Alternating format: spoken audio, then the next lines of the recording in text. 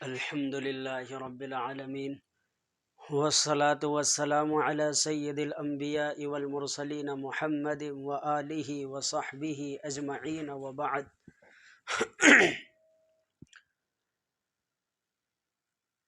محترم ناظرین اکرام، السلام علیکم ورحمۃ اللہ وبرکاتہ۔ اس وقت کے موجودہ حالات سے خصوصاً ہندوستان کے مسلمان اور پوری دنیا کے مسلمان پریشان ہیں اور مایوس نظر آتے ہیں،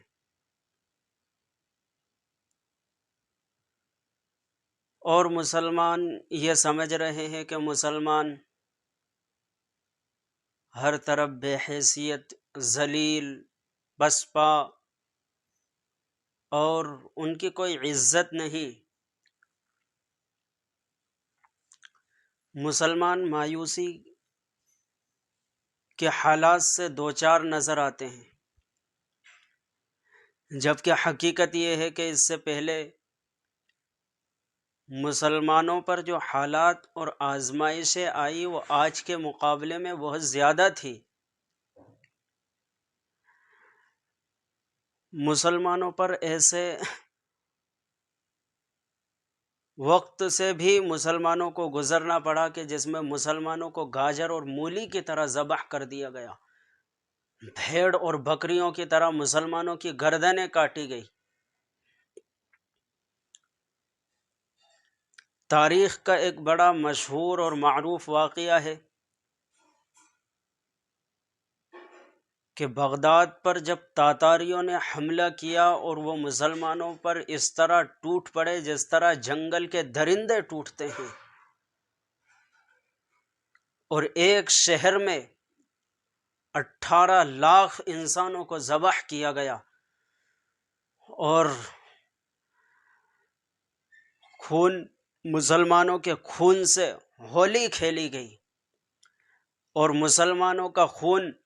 پانی سے بھی زیادہ ارزاں اور سستا ہو گیا تھا، اور لوگ یہ محسوس کرنے لگے کہ بس اب یاجوج ماجوج نکل آئے اور قیامت کا وقت قریب ہے۔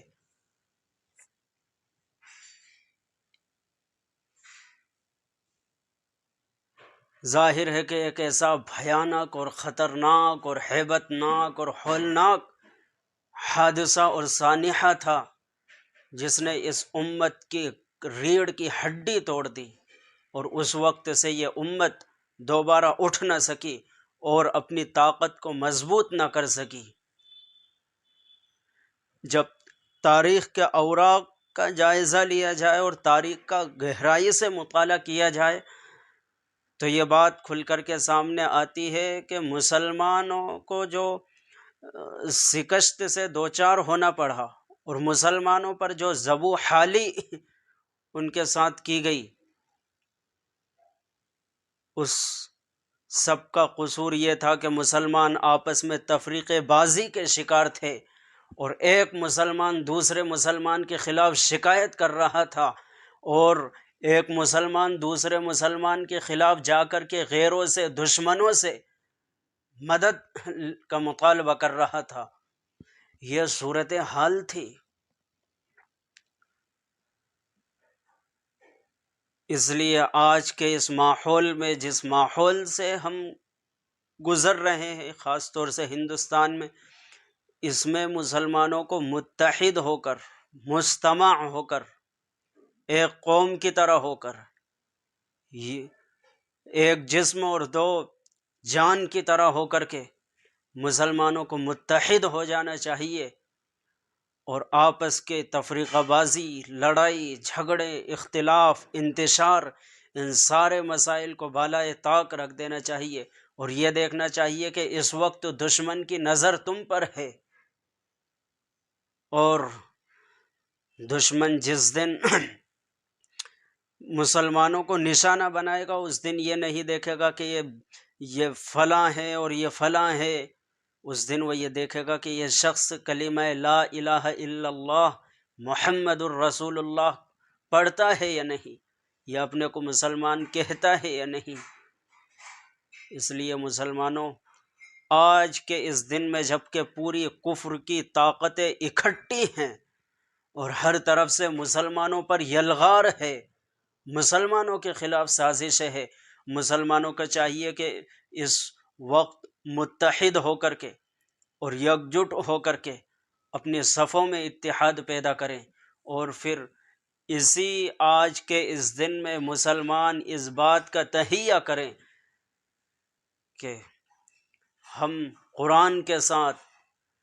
رسول اکرم صلی اللہ علیہ وسلم کے ساتھ اور اللہ تعالیٰ کے ساتھ ہم کوئی دغا بازی نہیں کریں گے، اور ہم ان کے احکام کی کوئی خلاف ورزی نہیں کریں گے۔ اگر مسلمان آج بھی حقیقی معنوں میں مسلمان بن جائے تو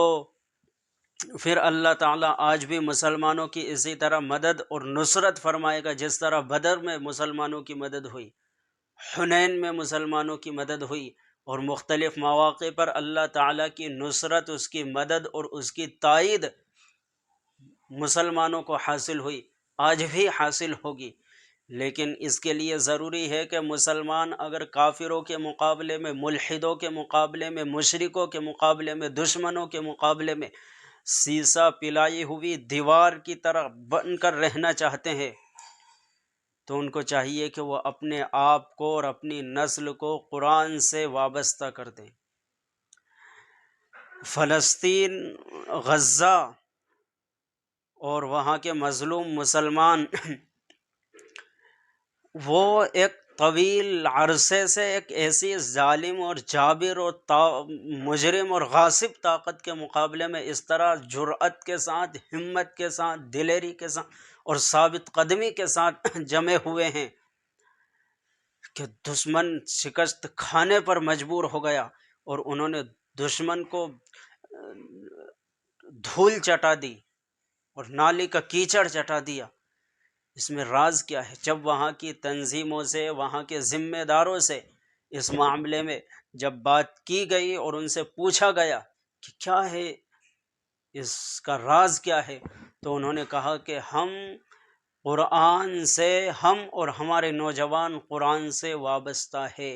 اور اسی وابستگی کے بدلے میں اللہ تعالیٰ نے ہم کو ایسی جرأت اور ہمت عطا فرمائی کہ ہم دشمنوں کے سامنے سد سکندری کی طرح کھڑے ہوئے ہیں، اور دشمن پیچھے ہٹنے پر مجبور ہیں۔ اس لیے اگر مسلمان یہاں اپنے ایمان، اپنے اسلام